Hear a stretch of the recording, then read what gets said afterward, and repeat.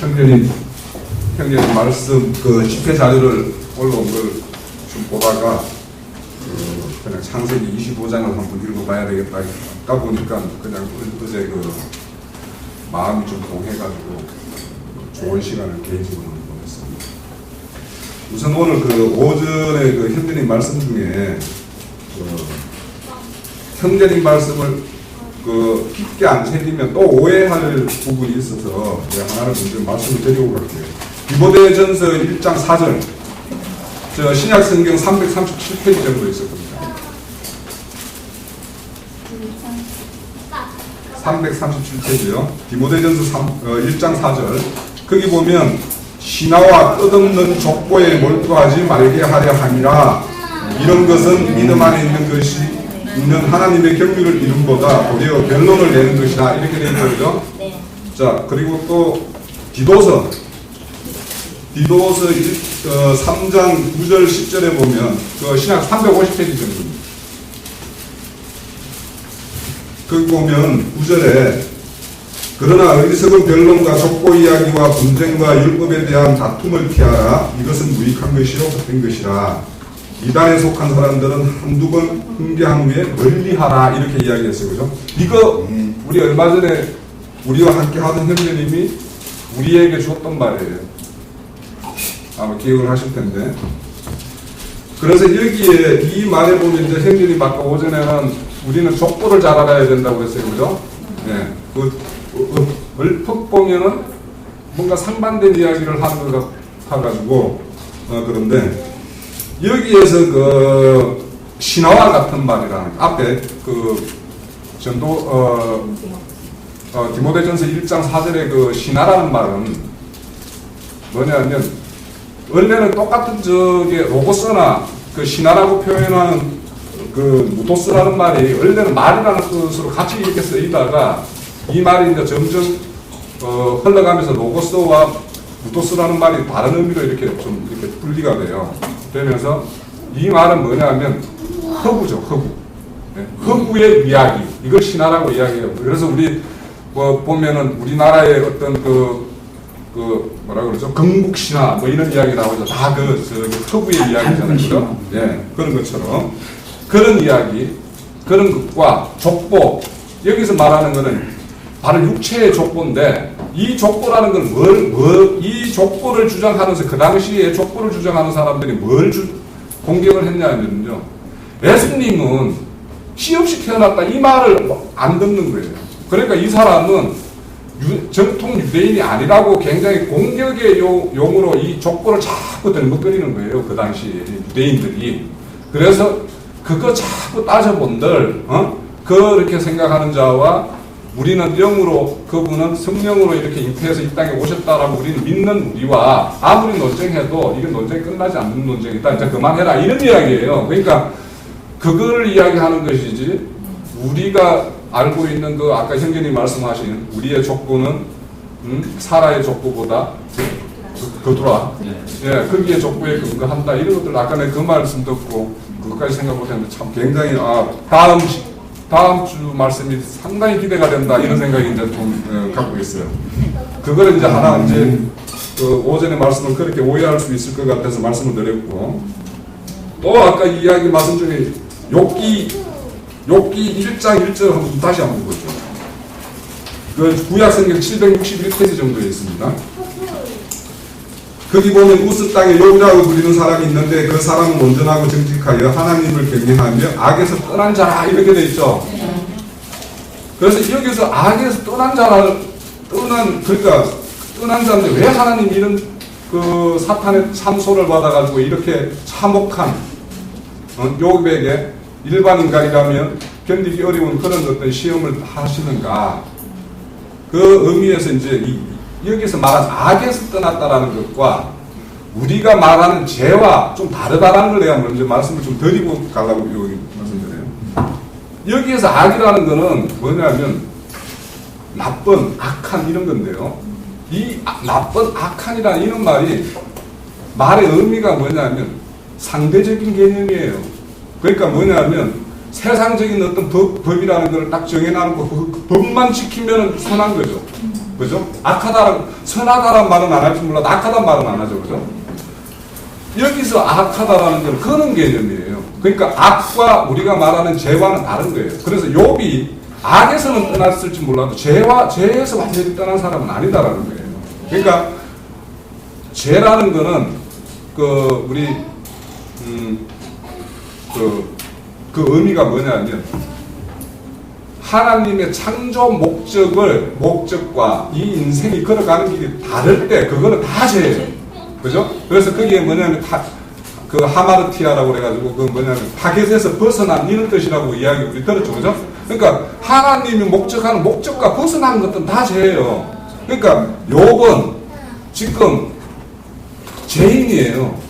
그렇지만 여기서 말하는 동방의 가장 정직하고 큰 자다 이런 말은 인간 너희들 세계에서 너희들 중에서는 그러니까 세상에서 가장 큰 자가 천국에 가면 가장 작은 자라고 그러잖아요. 그죠?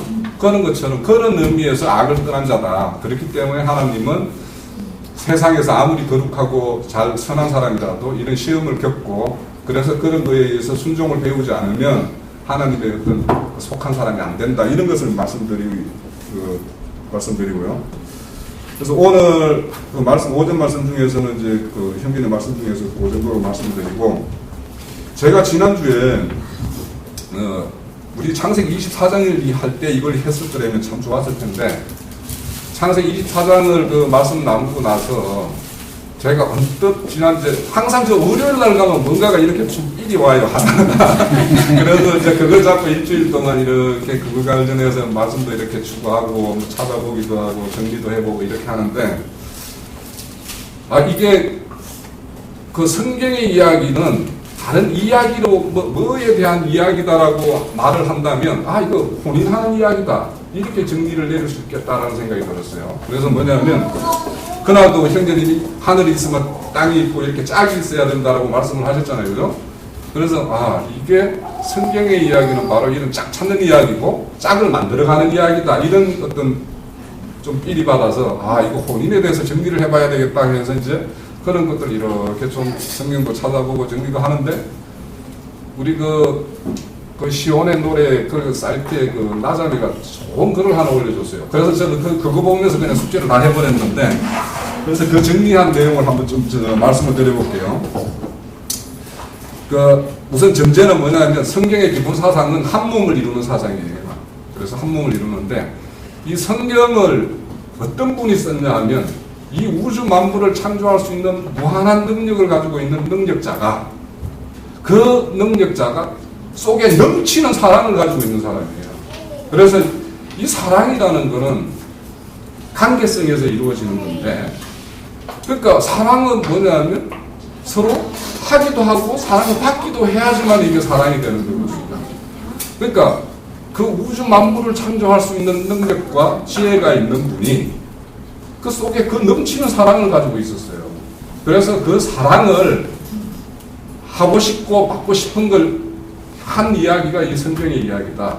그래서 그렇게 해서 이제 이 성경의 이야기가 이제 전개가 되는데 처음에 창세기 2장 18절에 보면 아담이 독차하는 게 좋지 않아서 배필을 만들죠. 그죠?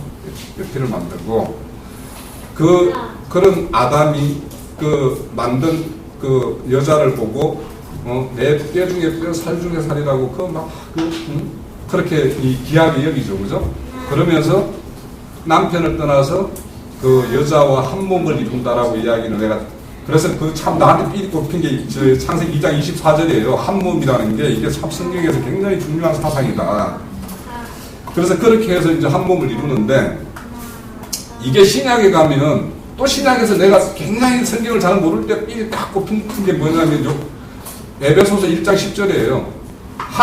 땅의 것과 하늘의 것이 그리스도 안에서 통합된다라는 거 이것이 바로 창세기 2장 24절의 이야기가 그대로 이제 실현이 되는 이야기인데 그래서 성경은 이렇게 하나로 통합되는 이야기인데 그러니까 결혼하는 이야기인데 그때 우리 세상에서도 혼례가 되려면 양쪽 집안이 좀 비슷해야지 좀 별 탈 없이 잘 지낼 수도 있고 뭐 이렇게 행복할 수도 있죠. 그죠? 근데 신랑인 하나님은 그런 이 우주 만물을 창조할 수 있는 능력과 큰 지혜가 있는 분이고, 그 신부될 우리는 가만 보면 참 그렇죠, 그죠? 그러니까 이 격을 뭐냐면 하나님이 격을 만들어가는 이야기가 성경의 이야기예요. 그러니까 이 격을 이 서로 좋은 혼례 관계가 될 수 있을 정도로 만들어가는 게 이게 성경의 이야기다. 그러면 우리 실상을, 그러니까 하나님이 우리를 바라볼 때, 최초에 바라볼 때 실상을 로마서 1장 28절에 가서 한번 찾아보세요.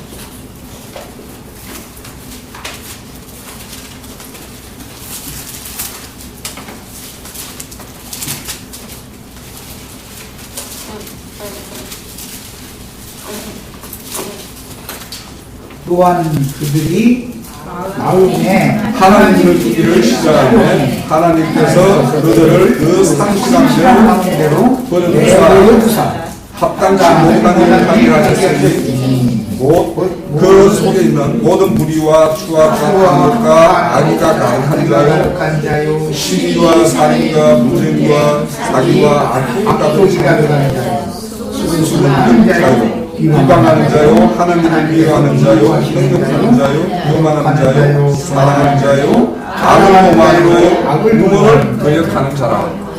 이게 우리 실상이에요, 사실은. 그러니까 우리가 뭘 이렇게까지 했냐라고 이야기할지 모르지만 하나님이 창조의 어떤 목적에 비춰보면 우리는 딱 이런 자예요. 이런 자를 어떻게 만들어가냐 하면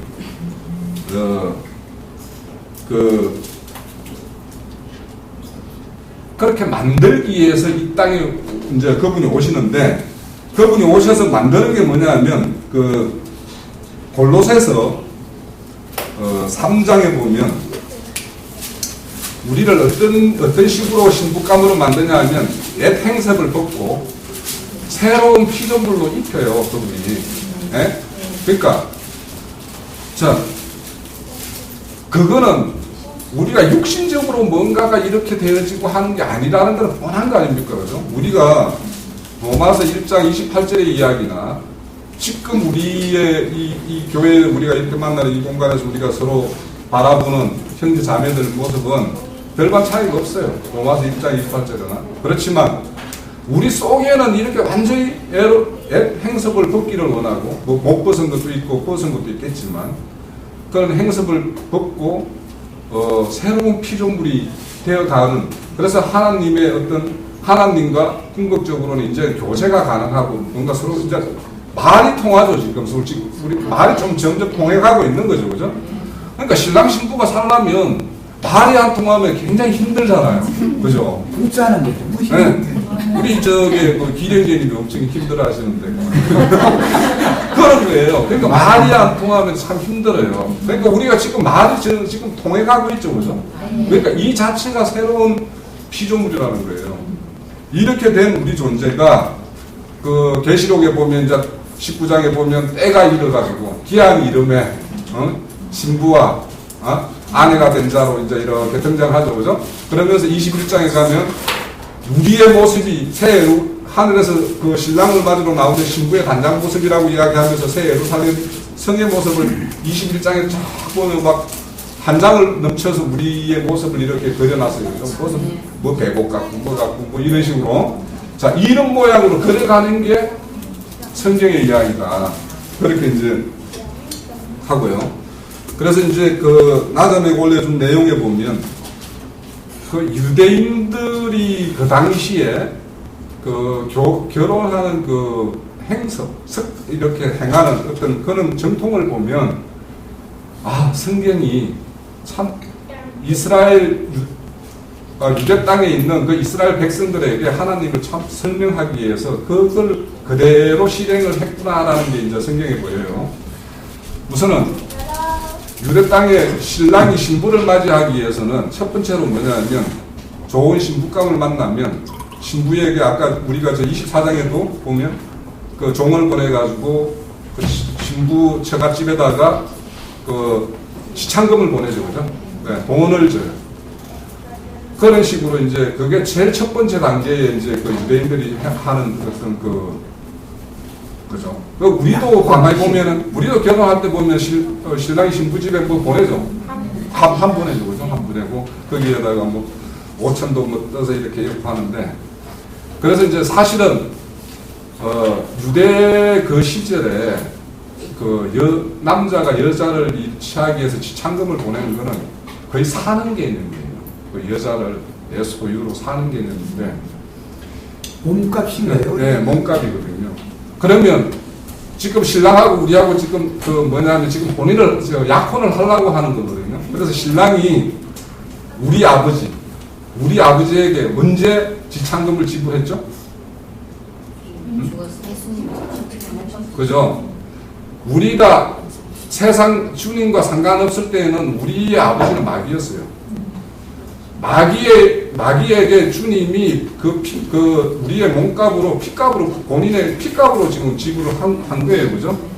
지불을 했어요.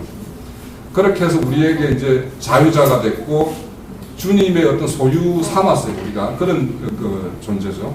그래서 우리가 이제 그 약혼을 이제 하는데, 이 약혼의 성립은 이제 마지막에 뭐냐면, 그렇게 해서 지참금을 받고 하면은, 이제 서로가 이제 의향이 있다라는 거예요. 그러면 신랑과 신부가 유대 땅에서는 이제 그 만나서 남자가 여자에게 이제 포도주 한 잔을 준다는 거예요.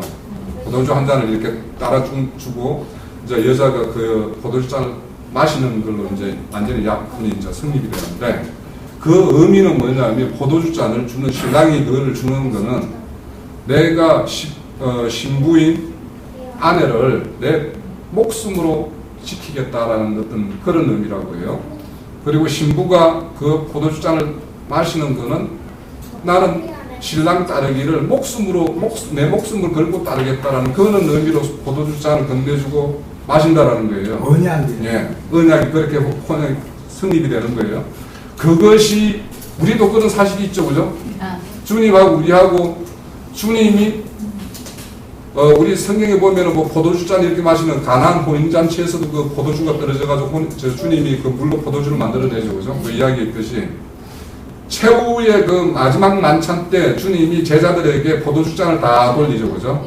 가지고 우리는 마셨어요, 그죠? 그렇게 우리도 주님이 주는 포도주 잔을 마셨고, 우리는 언약이 이제 이렇게 해서 약혼이 성립된다는 거예요. 그러면 이제 신랑이 그렇게 해서 서로 혼인관계가 성립되면, 그 다음에는 뭐냐면, 신랑이 이제 그 약혼을 하면 결혼까지는 보통 유대 땅에서는 1년에서 2년 사이가 딱 벌어진다는 거예요. 그러니까 1년이나 2년이라는 거는 뭐냐, 이 여자가 끝까지 나와의 그 혼약을 그 자기가 믿음으로서 지키는지 안 지키는지 종교를 시험하는 기간. 그래서 그거를 확인하는 기간. 그러니까 그 사이에 사실은 뭐 지금 혼약을 했지만 그 전에 어떤 다른 남자하고 전분이 맞아가지고 뭔가 1년이 지나면 그 사이에 아기가 생겼으면 태어날 거 아니에요, 그죠? 네, 그런 것도 확인이 가능한 그런 일정한 시간이 필요하다는 거예요. 그래서 이제 떠날 때 신랑이 이제 그렇게 해서 그는 약혼을 성립되면 떠나는데, 떠나고 나서는 이제 1, 2년 후까지 이제 이렇게 이제 서로가 보지 못하고 서로 마음속으로만 그리는데, 그때 신랑이 뭐냐면 신부에게 선물을 준다라는 거예요. 선물을 준다라는 거예요. 우리 선물 받았죠. 무슨 선물 받았어요? 그렇죠. 성령을 받았어요. 그래서 성령에 의해서 우리는 정표라고 그래요. 정표. 그렇게 해서 우리는 성령을 보고 그분하고 함께 지금 이렇게 결혼 날짜만 기다리면서 이렇게 하는 거예요. 근데 그 요한복음 14장 1, 2절에 보면 나는 이제 너희들을 위하여 하나님 집으로 가서 처소를 만든다고 그러죠, 그죠? 네. 나 처소를 예비하러 간다고 그래요. 거기서 하나님 집이 어디예요? 교회를 말하는 거예요. 자, 그거를 교회가 거기서 하나님의 집이 어디라고 이야기하는지 우리 정확하게 이제 한번 확인하고 갑시다. 고린도전서 3장.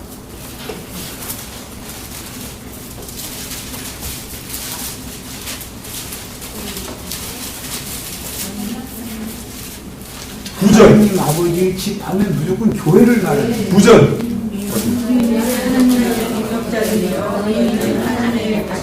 하나님의 집이니라. 어디를 보고 집이라고 그러죠? 너희들 보고 그러죠, 그죠? 자, 우리는 각자 안에 성령님도 보시고 있고, 그분이 와서 지금 우리 안에 이렇게 주님이 온전히 거처할, 그런 영원히 거처할 그 처소를 지금 우리 안에 와서 지금 만들고 계시는 거예요. 그거 하러 오신 게 성령님이에요. 자, 이렇게 우리가 하나님의 집이고 하나님의 밭이에요. 그분이 그렇게 하고 있어요. 더 정확한 구절을 하나 더. 예. 보시죠. 네, 잠깐 우리 홍영지 이제 저기 영을 소멸하지 말고, 이 집은 살아계신 하나님의 교회요 진리의 기둥과 터니라. 네, 디도서 2장에 나오나 디도서 3장 2절. 3장 2절 같아. 40대 같으면 딱딱딱딱 이게 다 떠오르는 것이 정확하지 않은지. 디도서요? 이 정확하지가 않은데, 디모데가 지시하는 거로 하여금 하나님의 집에서 어떻게 행해야 할지를 알게 하려 함이니, 이 집은 살아계신 하나님의 교회요 진리의 기둥과 터니라.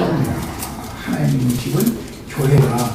요한복음 14장에서 말한 것은 하나님의 집 교회를 말하는 거예요. 빌라 성경에는 대대를 했었어요. 예, 그래서 거기 너희라고 이야기하는 게, 그래서 성령이 오셔가지고 역사하는 거는 내 개인에게도, 아까 로마서에서 형제님이 말씀하실 때, 그리스도의 영이 있는 자가, 하나님의 영이 있는 자가 그리스도인이죠, 그죠? 14절에 보면, 8장 14절에 보면, 그리스도의 영에 의해서 이끌리는 자가 하나님의 아들이라고 그래요. 그러니까, 성경에서 신부다, 아들이다, 뭐 이렇게 이야기하는 건 다 같은 이야기죠. 예. 그래서 이제 하나님이 성령님이 오셔서 우리에게 이제 안에서 이제 그분이 영원히 우리와 함께 그할 처소를 만들고 있어요. 만들고 있고, 그리고 그분이 다시 와서 이제 우리를 영접한다라는 게 진짜 혼이 나는 날짜죠, 그죠? 네. 그때는 이제 결혼식을 하는 날짜예요. 그런데 이제 우리 그 성경 말씀에 보면 그 날은 누구에 속해 있다? 주 여호와의 날, 주의 날은 하나님께 속해 있는 하나님의 날이다. 그렇죠. 성경에는 보면 천사도 모르고 아들도 모르고 오직 아버지만 안다 이렇게 되어 있어요, 그죠? 그래서 거기에 마태복음 25장에 보면 그 이야기 끝에 너희들은 늘 깨어 있어라 이 이야기하면서 그 뒤에 딱 붙어 있는 이야기가 뭐냐면 두 가지 이야기예요. 열처녀 이야기하고 그리고 멀리 가는 왕이 저 종에게 달란트를 5달란트, 2달란트, 1달란트 이렇게 맡겨놓고 떠나는 어떤 그 불의한 종과 선한 종을 이야기하는 거 거기에 딱 붙여요. 그러니까 우리가 세상의 신부 단장도 그 혼약을 이루면 서로가 이제 얼굴은 보지 못하지만 각자가 신랑 맞을 날, 또 신랑은 신부 맞을 날을 이렇게 고대하면서 기다리고 있어요. 그죠? 우리도 이제 이렇게 혼인 날짜를 기대하면서 주님과의 다시 재회를 기다리는 어떤 그런 신부 입장이에요.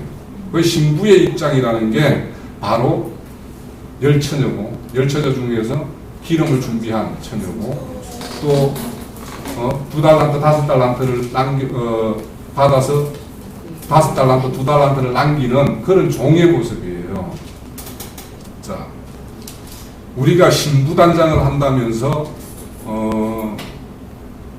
그 기초는 주님의 말씀에 의해서 우리가 닦아지고 세워지고 그렇게 건축되어져야 될 부분이지만 구체적으로 또 살펴보면 우리도 지금 뭐냐면 내 옆에 달란트들이 다 있잖아요. 나한테 맡겨준 달란트들이 있잖아요.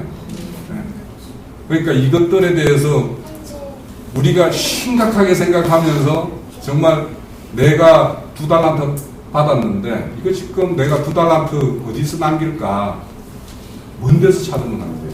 내가 보건 데는 먼 데서 찾지 마시고 우리 가정에서 찾고 내 가장 가까운 이웃에서 찾아서 이렇게 신부단장을 하셔야 될 것 같다라는 생각이 들고요.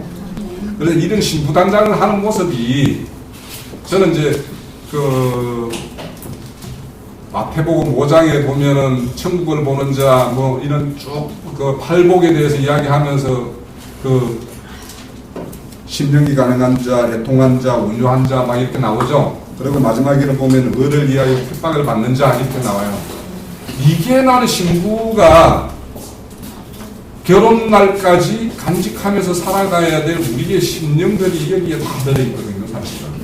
우리가 해야 될 거고, 이는 어떤 마음이 이는 마음으로 우리가 우리 육신의 장막을 뻗을 때 결국에는 이제 하나님과 온전한 혼인관계에 들어갈 텐데 그날까지 우리가 이런 마태복음 그 팔복이라는 걸 우리가 다 이거 들으면서 이렇게 했지만 우리가 평소 때 살아가면서 이런 마음으로 살아가고 이런 핍박이라는 것을 언제든지 주어지면 아멘으로 받아들 수 있는 그것이 신부의 어떤 가장 기본된 마음의 자세가 아닌가 이런 생각이 듭니다. 그래서 그런 자들이 대부분은 그 누가복음의 그 혼인잔치에 그 초청받는 자들 보면 그 온전한 자들을 이렇게 잔치에 초청하니까 나는 밭을 샀다, 나는 5개리 소를 샀다, 나는 장가 들었다 해가지고 안 오잖아요, 그죠?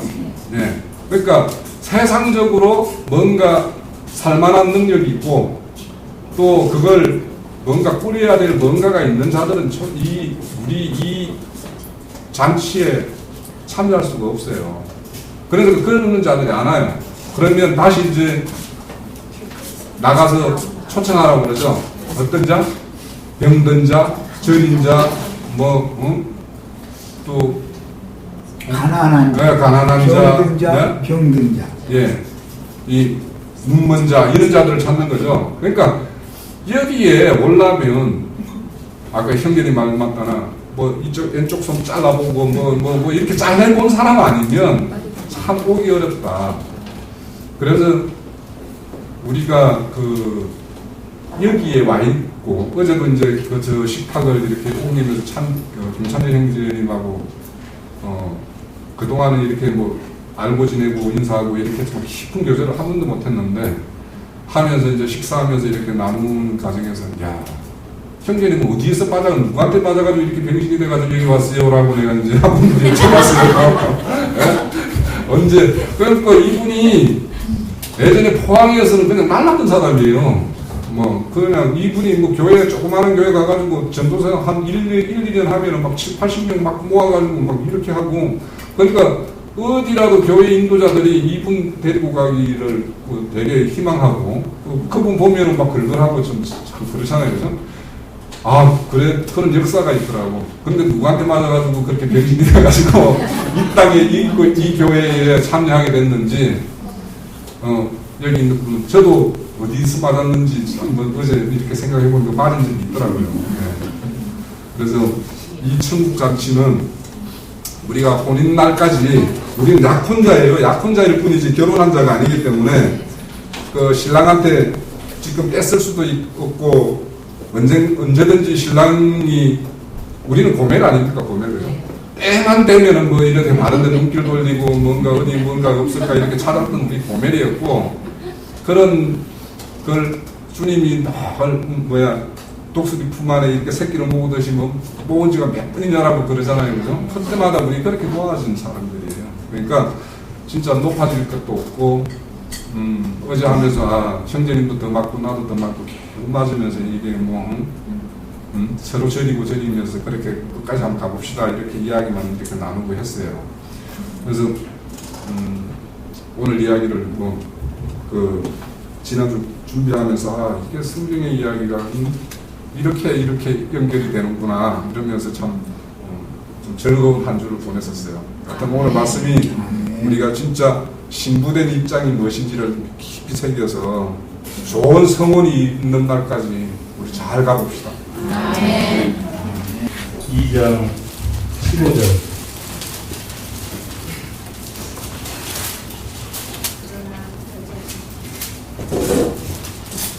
같이 그러나 여자들이 만일 동결함으로써 믿음과 사랑과 거룩함에 거하면 그의 해산함으로 구원을 얻으리라. 아멘. 네, 저도 참 세상 교회에서 여우 목적 줄때 우리 다인님 만나고 이렇게 와서 하여튼 개인적으로 굉장히 감사하고 여러 가지 다인님 말씀 많이 들었지만은 다인님이 가끔 그런 말을 하셨어요. 여자가 해산함으로 구원을 얻는다는데 그 말 좀 누가 한번 해석하는 사람이 좀 왔으면 좋겠다고 그런 얘기를 많이 들었는데 우리 홍영애님 증거를 통해서 우리가 그 변치 말고 끝까지 주님 앞에 가자 이런 얘기를 하셨어요. 근데 이제 거기서 더 나아가서 보면은 사실은 오늘 디모데전서 2장 15절을 보면은 우리가 아무래도 유추해서 생각할 부분이 있어요. 그것은 주님이 성령으로 잉태해서 마리아가 해산함으로 예수님의 사역을 이루셨어요. 사실은 우리는 주님 앞에 다 여자예요. 성령은 우리를 잉태하신 거예요. 그래서 우리는 이 육체를 벗는 날 해산이 되는 거죠. 성령이 우리한테 어떻게 될까요? 그 뒤를 한번 상상해 보세요. 네, 이것에 대한 의미를 우리 다행님이 앞으로 이제 차차 풀어주시지 않겠느냐 하는 대답을 받고 저도 사실 이 부분에 대해서 굉장히 이게 무슨 뜻인가? 여자가 해산함으로 구원을 이룬다는데 이게 가끔 이 말씀을 하실 때 여자가 해산함으로 구원을 얻는다. 천연에 뭘 묻는 거야 이제. 우리 지체는 이 말씀을 한번 깊이 음미하면서 우리가 믿음의 진보를 다 같이 일어나기를 바랍니다. 여기서 마치겠습니다. 9장 14절. 네. 하물며 영원히 성령으로 말미암아 흠없는 자기를 하나님께 드린 그리스도의 피가 어찌 너희 양심을 죽은 행실에서 깨끗하게 하고 살아계신 하나님을 섬기게 하지 못하겠느냐. 이 말씀을 갖다 이제 잠깐 생각해 보게 되었습니다. 이제 그리스도의 피라고 말씀하셨는데요. 아까 오전 시간에도 이제 그리스도라는 말이 메시아, 헬라 말로는 그리스도라고 하고 이제 시브리 말로는 메시아라고 얘기하는 것을 우리가 들었습니다. 그런데 이제 로마 카톨릭의 미사를 갖다 이렇게 행하는 걸 볼 때 그들이 이제 잔을 갖다 이렇게 들면서 하는 말이 이 피는 예수 그리스도의 피니 죄사함을 위한 피니라라고 하면서 거룩하게 해서 마시는 걸 우리가 볼 수가 있습니다. 그리고 많은 그 교회에서도 말하자면은 예배당에서도 뭐라 얘기하냐면 예수 그리스도의 보혈의 피로 우리가 죄사함 받았다. 이렇게 얘기를 하고 있습니다. 그러니까 굉장히 이게 언뜻 보기에는 진리 같은데 굉장히 이것이 그 믿음을 그것을 갖다가 믿는다 하고 만약에 생을 마감을 했다. 과연 그러면 그 믿음이 그 사람을 구원할 수가 있을까? 이제 그거를 이제 우리가 생각해 볼 필요가 있겠다라는 생각을 해보았습니다. 그리스도의 피라는 것은 과연 무엇일까요? 이 그리스도의 피라는 게 실질적으로는 우리가 양심이 죽어 있을 때 당시에는 첫 번째로는 이제 잠깐 이 얘기 먼저 해볼게요. 우리가 이제 그 형제님께 많이 말씀을 들었지만 속건제와 속죄제가 있죠. 속죄제는 1년 1차에 단번에 우리의 영이 거듭남을 의미하는 거예요. 그러니까 속건제는 예수 그리스도의 피로 말미암아 가지고 내 속에 말하자면 예수의 생명이 들어왔습니다. 그러니까 단번에 거듭난 거예요, 이제. 그 다음에 속건제는 실질적으로 허물이 드러날 때마다 하나님께 나아가서 제사를 드리는 겁니다. 자, 이제 이 두 가지를 먼저 생각하고요. 그러고 난 다음에, 근데 그 속건제나 속죄제나 전부 다 피 없이는 안 돼요. 다 피가 있어야 되는 겁니다. 중요한 것은 뭐냐? 우리가 예수 그리스도를 갖다가 믿음으로 말미암아 가지고 단번에 거듭이 났습니다. 단번에 거듭이 났는데 그 이후에 말씀을 듣고 보고 읽으면서 내가 깨닫지 못했던 그 죄열들, 허물들이 드러날 때가 있단 말이에요. 그 허물들이 드러날 때마다 무엇으로 나가야 되느냐? 그리스도의 피로 나가야 된다는 건데, 그러면 이게 막연하게 그리스도의 피가 무엇인가라는 거죠. 이 그리스도의 피는 말씀이기 때문에 말씀을 통해 가지고 내가 하나님이 분명히 나를 갖다 빼내셔서 교회로 불러냈는데 그 교회에 내가 와 있는데 알고 보니 이 교회도 그 보좌에 마귀가 서 있네 라는 걸 갖다가 깨닫게 됐단 말이에요. 그러면 나와야죠. 거기에서 나와야죠. 그 허물이, 그것은 무엇으로 깨닫게 됐냐면 그리스도의 피로만이 깨닫는 거잖아요. 그리스도의 피로만이. 하나님의 말씀이 없었으면 그것을 갖다 깨닫지 못했을 거 아닙니까? 근데 하나님의 말씀을 보면은 모든 게 다 교회가 다 타락을 하는 거예요. 교회가. 처음부터 끝까지 다 교회가 타락을 하고 있어요. 하나님께서는 교회에다가 선지자를 보내가지고 또 그 무리를 빼내면 또 그 무리들을 또 타락을 해버려요. 또 빼내면 또 타락하는 거예요. 이게 지금 반복적으로 이루어지다가 요한계시록에 가서 보면 7교회로 묘사를 딱 하고 있는데 그 7교회도 다 타락을 하더라는 겁니다. 그러니까 하나님께서는 하늘의 장작교회인 바로 아까 홍영재님께서 말씀하셨던 그 터를 갖다가 세우시고 완전한 교회를 갖다가 세우셨는데 그 완전한 교회가 하늘의 장자들의 총회교회라고 지금 성경에서 말씀하고 있는 거죠.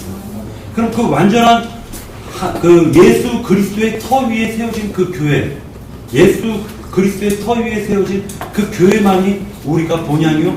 그 교회에서 우리는 믿음 생활을 해야 되는데 그 교회에서 하나님께서 진리의 말씀으로 그 언약과 그 말씀으로 내 백성아 거기에서 나오라 했으면 그 말씀을 깨닫는 순간에 내가 지금 이 허물 가운데서 죄 가운데 말하자면 범죄를 저지르고 있었구나. 내가 부지 중에 고범죄나 자범죄를 갖다 저지르고 있었구나 라고 깨닫게 되면 그 깨닫는 것은 오직 그리스도의 피로만이 깨닫는 건데 깨닫게 되면 그 죄를 갖다가 고백하고 자백하고 토설을 해서 하나님께 그 죄를 그리스도의 피로 씻김을 받아야 된다. 진리의 말씀으로만 씻김을 받는 것이다 라는 것이죠. 그러니까 이건 막연하게 그리스도의 피라고 하면 그 형제님, 나영재님께서도 말씀하셨던 것처럼 2000년 전에 인위적으로 흘렸던 예수 그리스도의 피는 지금 한 방울도 남아있지 않는데 먼 피로 우리가 사함을 받아요. 그 피가 아니라는 거잖아요. 그럼 그 피는 지금 말씀으로 살아 움직이고 있지 않습니까? 그럼 그 말씀은 우리 온전하게 양심, 우리 속에 임하셔서 우리의 속에서 지금 호소하고 있고 우리 보고 지금 어떻게 하라고 말씀이 다 살아 움직이는 영으로 역사를 지금 하고 있는 거잖아요. 그게 바로 성령을 의미하고 있고요. 그러다 보니까 기독교계가 너무나도 지금 막연한 믿음을 갖고 있구나. 이 막연한 믿음이라는 게 사도행전에서 보면은 이런 말씀이 있습니다. 사도행전에서 보면 성전 미문에서 앉아가지고 그 안준뱅이가 구걸을 하고 있습니다. 그게 이제 3장인가 나오고 있습니다. 그때 그 3장에서 나오고 있는 그 분이 금가하는 내게 베드로와 요한이 분명히 그 사람은 성전 미문에 앉아 있으니까 말씀을 지식적으로 아는 믿는 사람들을 무지하게 만났을 거란 말이에요. 그 앞에서. 근데 40년 동안 이 사람은 병고침을 받지를 못하고 있었어요. 누구 하나 이 사람한테 진리를 증거하지 못했다는 겁니다. 그러나 거듭나고 성령을 받은 요한과 베드로와 요한은 그 성전 미문에 있는 안진뱅이를 그 전에도 보았어요. 이 베드로와 요한도. 근데 베드로와 요한이 성령의 눈으로 바라보니까, 믿음의 눈으로 바라보니까 이 안진뱅이가 왜 안진뱅이가 됐냐면, 말씀을 깨달았지만 조직신학과 말하자면 니골라당의 그 사상으로 말미암은 율법 제사장들로 말미암아가지고 짓눌려 있는 상태들하는 거예요. 짓눌려져가지고 이 사람이 지금 젖이나 먹을 때가 아니고 장성에서 지금 단단한 음식을 먹어야 될 텐데도 깨닫지를 못하고 있더라는 겁니다. 맨날 구걸이나 하고 있는 거예요. 근데 구걸을 할 때 그 바리새인과 서기관 율법사들은 율법 가지고 정죄를 해서 안진뱅이를 만들어 놓는 겁니다. 우리가 다 그런 생활을 하고 왔어요. 그런데 그 안진뱅이에게 베드로와 요한은 뭐라 얘기하냐면, 금가는 내게 없으나 내게 있는 건 너에게 주노니 얘는 나사렛 예수 그리스도의 이름을 갖다 주는 거예요. 생명을 딱 주는 겁니다. 그때 그가 일어나서 끼면서 찬양을 부르는 거예요. 새로운 노래가 나온 겁니다. 새로운 노래가. 그러니까 40년 동안 안진뱅이가 되어 있는 이 사람에게 대제사장이 와가지고, 대제사장이 와서 물어본단 말입니다. 그러니까 이 안진뱅이가 증언을 하는 거예요. 증언을 하는 겁니다. 그때 이 안진뱅이가 증언을 할 때에 하나님이 주신 믿음이 있다라는 걸 갖다 증언을 하는 거예요. 그러니까 결과적으로는 믿음이라는 무엇이냐면, 말씀을 통해서 그 말씀이 내 속에서 연합이 되어질 때, 즉 그 말씀이라는 게 내 마음속에 진실로 깨달아져서, 아, 내가 여지껏 이게 죄가 아닌 줄 알았더니 이게 나의 허물이요 범죄요 죄악이었었구나 라는 걸 깨달을 때 우리는 하나님께 나아가서 고백을 해야 된다라는 겁니다. 그런데 기독교계는 과거죄, 현재죄, 미래죄가 단번에 사함받았다고 하면서 이 거짓말로 사람들을 현혹하고 있는 거예요. 지금 구원파만 그런 말을 하고 있는 게 아니에요. 기독교계, 일반 기독교계가 이상하게 그 사상에 빠져 있단 말입니다. 이상하게 그 사상에 빠져 있어요. 그러면서 더 완악해지고 있어요, 사람들이. 복음을 전해도, 아니, 죽음에 천만 간다는 거예요, 무조건. 자기는 다 재산 받았는데, 라는 거예요. 그럼, 멀쩡히 돌아다니는 사람을 갖다가 또 안진뱅이 만들어 놓은 꼴이란 말입니다. 발전이 없어진 거예요. 신앙의 단계를 올라가는 그 믿음이 없어지고 하늘로 향하는 천성을 향해서 말하자면 천성이 앉혀진 믿음을 땅바닥에 곤두박질 치는 자로 만들어버리고 안진뱅이 만들어버리고 눈먼자 만들어버리고 병신을 만들어버리는 겁니다. 이게 지금 기독교계의 현실인 거예요. 지금 마지막 나팔이라는 건 진짜 이것을 갖다가 우리는 외쳐야 되는 시기가 왔다는 거죠. 하나님께서 이제는 교회가 타락이 됐으니 소돔 땅과 고모라 땅은 멸망을 하나님이 이미 심판하시기로 작정했으니까 하나님의 백성이라면 당신은 나와라 라는, 이거는 진짜 이것을 우리가 부르짖지 않으면 이건 다 죽게 생긴 거예요, 사람들이.